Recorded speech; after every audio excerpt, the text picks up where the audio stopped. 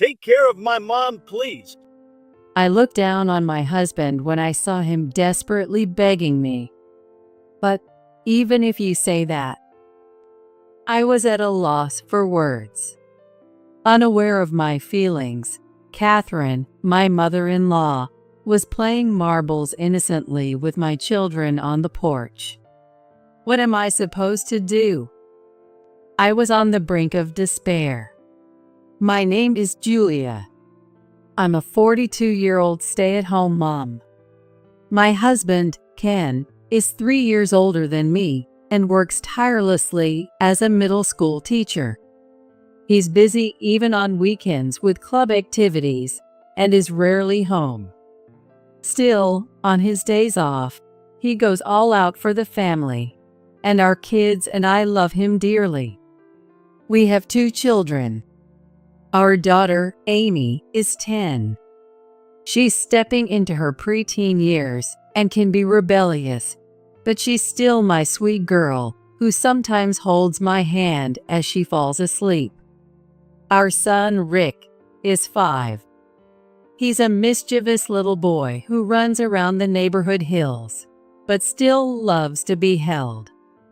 Our family has been living with my mother-in-law, Catherine, in her house for 2 years now. At 6 p.m., after finishing dinner prep with me, Catherine calls the kids. John and Mary, dinner's ready. Okay, I'm coming. The kids respond to these unfamiliar names. You too, Emily, take a seat. She calls me by a different name as well. Okay, thank you. Catherine has no recognition of any of us. Let's eat.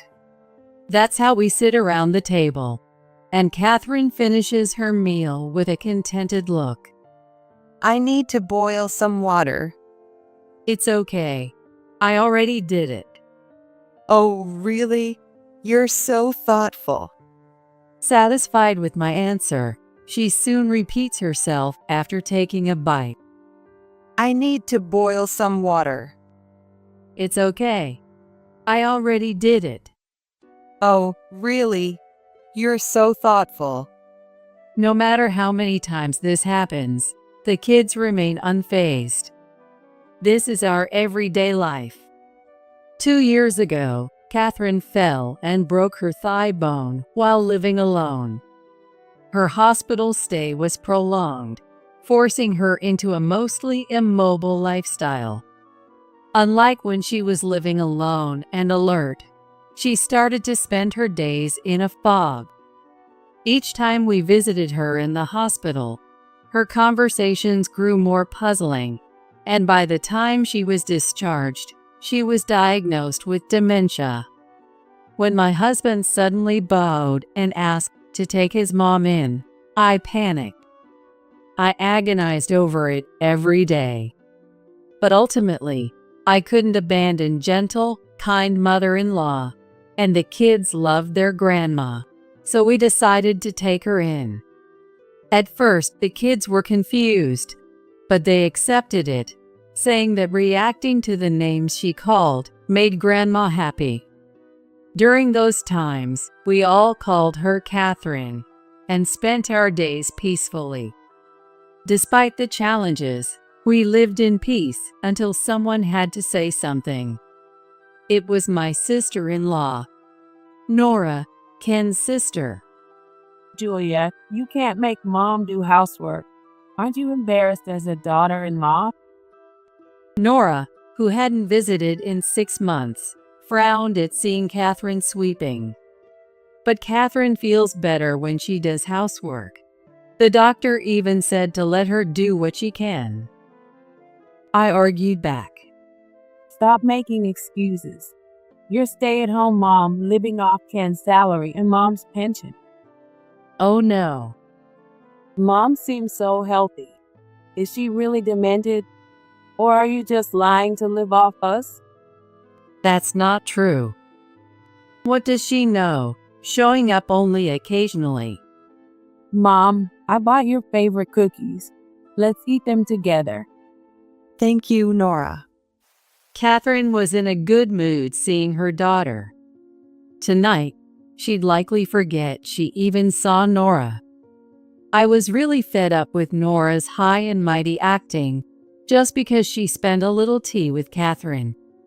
My husband not only had an older sister, but also an older brother. Despite being the youngest of the 3 siblings, we were the ones who took his mom in.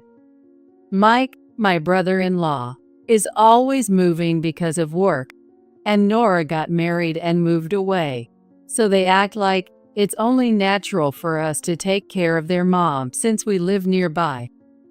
My husband, on the other hand, is genuinely grateful for my dedication and always takes over his mom's care on his rare days off. Catherine, though she has some accidents and mild wandering, never gets angry and always thanks me with a sweet smile. Thank you. It makes me happy. But the more I feel like I'm being taken advantage of by her children, who offer no help but lots of criticism, the more my dissatisfaction grows. Just when I thought these days would continue, our lives changed drastically. My husband, Ken, passed away. I got a call that he collapsed at work, and by the time I rushed to the hospital, it was too late. It was so sudden that I couldn't even cry.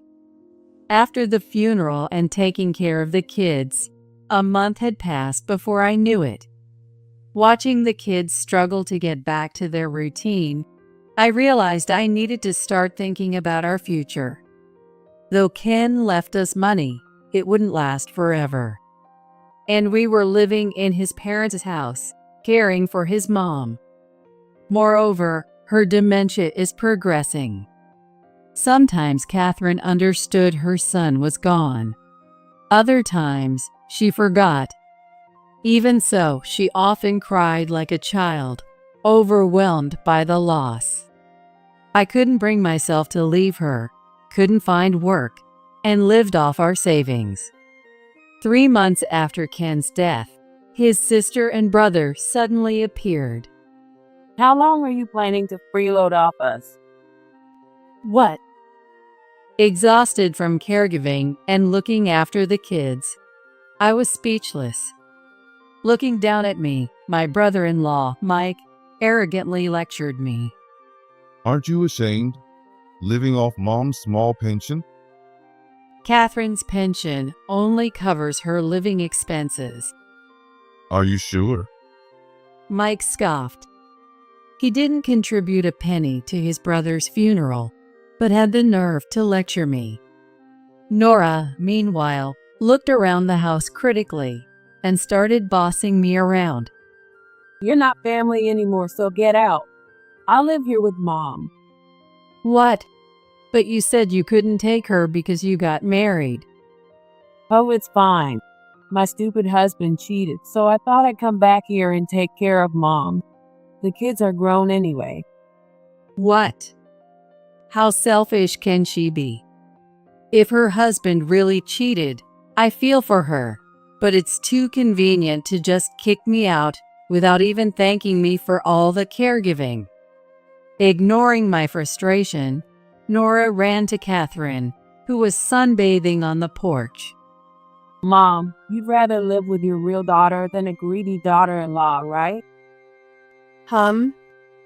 Catherine, drowsy under the sunlight, gave a vague response. But Nora forcibly interpreted it as Catherine agreeing with her. See, she says you should leave. Even if you say that. Seeing my face turn pale, Mike smirked. Too bad you lost your cash cow. If you'd been working instead of freeloading, Ken might have lived longer. Poor guy. Using Ken's death to torment me, this man had no heart or soul. He was despicable. But I was too exhausted, both physically and mentally, to muster the energy to fight them. That night, after the kids fell asleep, I sat in the quiet house, lost in thought. Honestly, leaving this house might make my life easier. If I didn't have to care for Catherine, I could go back to work. But should I just leave and do what Nora wants? Wouldn't that mean abandoning Catherine? Wouldn't my late husband be sad? Such negative thoughts swirled in my mind. Suddenly, I noticed Catherine standing beside me. Julia. Catherine, what's wrong? Do you need to go to the bathroom? I was puzzled by being called Julia after so long and started to get up to help her. But Catherine stopped me and held my hand. Julia, you need to leave this house. What? I was taken aback by her sudden suggestion. Did she prefer Nora, who also shared her blood, rather than me? Seeing through my thoughts, she spoke gently. You're still young. Don't waste your time on an old woman like me.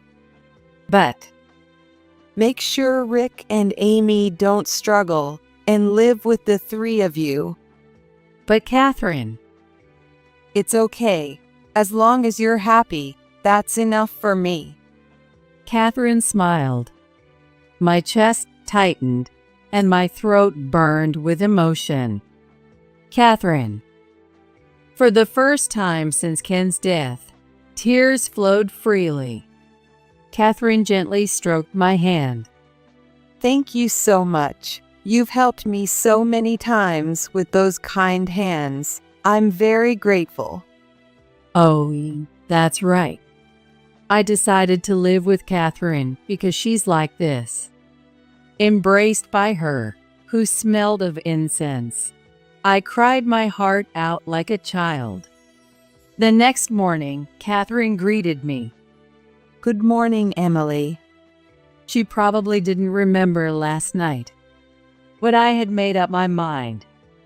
I would leave this house to protect my children, to honor Catherine's wishes. I found an apartment within the same school district and moved there with the kids. I worried about her, but decided to leave her in her daughter's care for now. By chance, there was an opening at my previous workplace, and I managed to get a job. The kids weren't fully settled yet, but I felt we were gradually moving forward. However, 2 months after leaving the family home, I received an unbelievable call from Nora. Taking care of Mom is harder than I thought. Can you come help? What? I said it's tough because Mom cooks with rotten vegetables and forgets to hang the laundry. Can you watch her during the day? What is she saying? She criticized me for making Catherine do housework, but she's doing the same. Besides, Catherine can't handle everything perfectly on her own due to her cognitive decline. Did you take in your mother with dementia just to use her for housework? Unbelievable. You should help Catherine with the housework yourself, Nora. But I'm busy too. Her kids have moved out and she doesn't work. So how is she busy? I have a job too, so I can't. You can take a little time off, can't you? You're the daughter-in-law. I can't take paid leave to care for someone else's mother. What? You call your husband's mother a stranger? You said it yourself, Nora. I'm no longer family. That was. Nora stammered. I decided to strike at her inflated pride. Are you so incapable that you need to rely on a stranger, Nora? What do you mean? If you want my help, you'll have to pay me. Then I'll do it as a job. You're such a greedy woman. Why did Ken marry someone like you? I'll never ask for your help again. Is that so? Bitch. I was appalled as Nora spat out those words and abruptly ended the call. But I felt relieved that I had stood up for myself better than before. helping Catherine now would only let her take advantage of me. Nora must have some pride, so she likely won't mistreat Catherine too much for a while. In the meantime, I prepared for the future while stabilizing my own life. 3 months later, Nora called me to meet at a diner, and when I arrived, I saw her sitting there with disheveled hair and a pale complexion, her eyes vacant. I wasn't told. What? I wasn't told Mom was this difficult. Why didn't you tell me? But you didn't listen, did you? Oh my God. Nora groaned and fell silent. Though Catherine is gentle, she wanders and wets the bed. It must be hard to care for her alone. I wouldn't have managed without my husband and kids' support.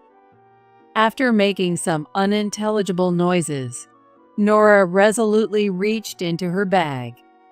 She pulled out a thick envelope and threw it at me. Take this and help me. What's this? You said you'd do it if I paid. Astonished at Nora's arrogance while asking for help, I checked the envelope's contents.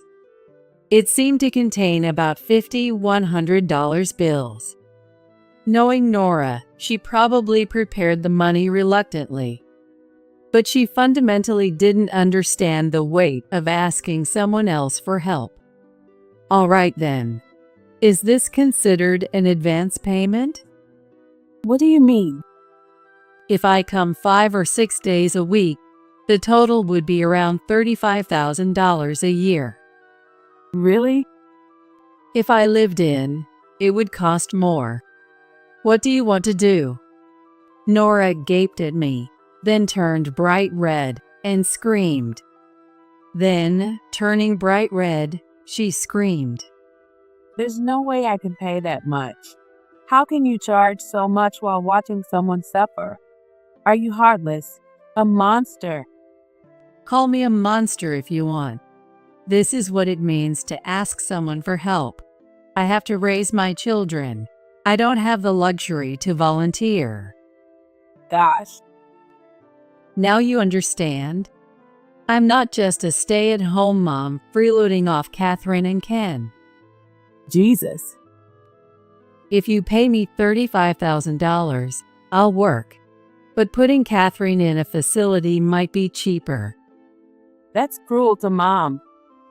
There's nothing sad about it at all. There's no worse situation than being treated like a burden as she is now. It's safer to leave her care to professionals than an amateur like me. But what will my relatives think? Besides, I won't be able to get her pension. I was taken aback by her reply. In the end, she cares more about appearances and money. Who's greedy? You got a settlement from your husband, right? Because he cheated. Well, that is. Or did you not get anything? Are you that noble? Or was it you who actually cheated? No. Nora's shoulder twitched amusingly. Looks like I hit the mark. She probably used caring for my mom as an excuse to dodge divorce and alimony. Well then, it seems like your brother Mike is the one to rely on. Ask him for help or money. No way.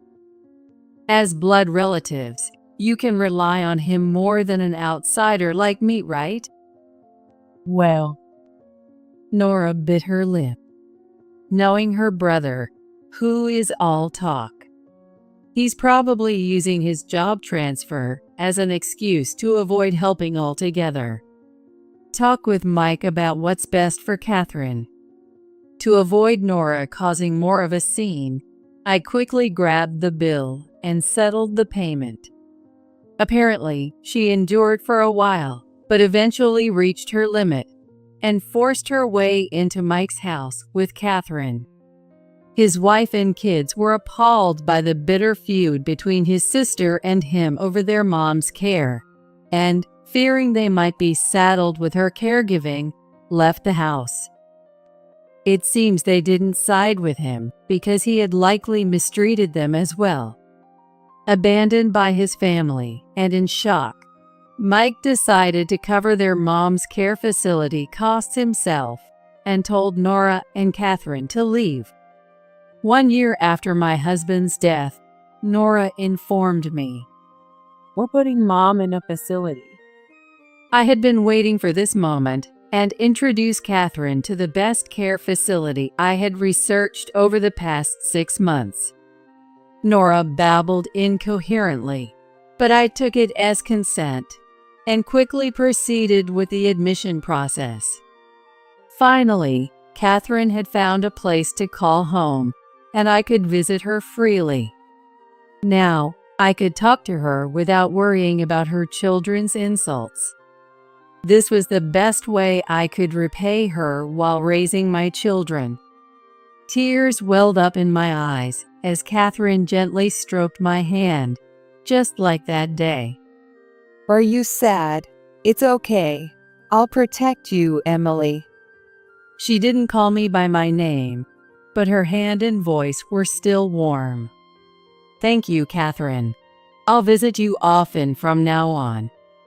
When I smiled, she smiled back happily.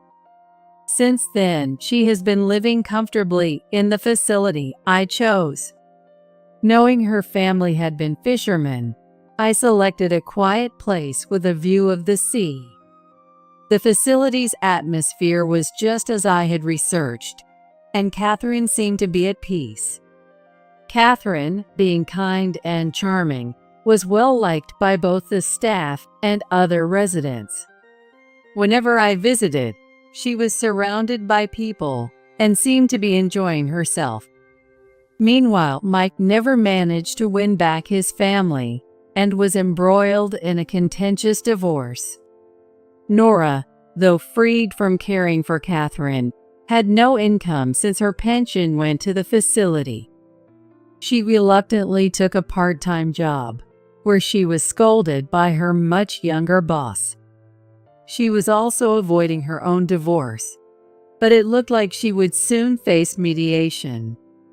Nora still visited Catherine's facility, but she tried to avoid me out of shame. My goal of ensuring peace for Catherine and my family was achieved, so I hoped Nora would find her own way. Emily, you should think about getting married again. As we walked along the seaside, Catherine muttered. I wondered how old she saw me as and replied, maybe if I meet the right person. You're a beautiful and kind girl, Emily. I'm sure you'll find a wonderful husband and a kind mother-in-law. I hope so. I gently held Catherine's hand. I want to marry into a family with a mother-in-law as kind as you, Catherine. On that warm spring day, the sound of waves gently lapping at the shore echoed pleasantly in my heart.